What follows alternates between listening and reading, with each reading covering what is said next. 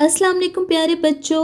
आज हम सीखेंगे उर्दू की हरूफ तहज्जी की नज़म। आप सब भी मिलके मेरे साथ पढ़िए।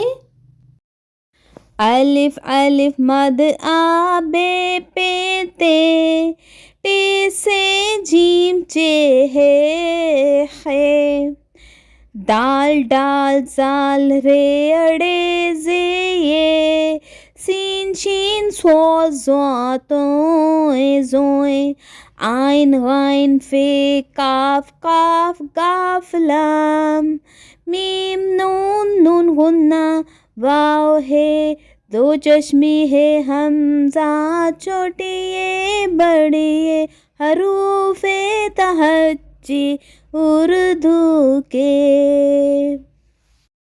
अलिफ अलिफ मद आ बे पे ते से जीम चे है दाल डाल जाल रे अड़े जे ये सीन शीन सो जोए जोए आइन गाइन फे काफ काफ गाफ लाम मीम नून नून गुन्ना वाव है दो चश्मी है हमजा छोटिए बड़िए हरूफे तहज्जी उर्दू के।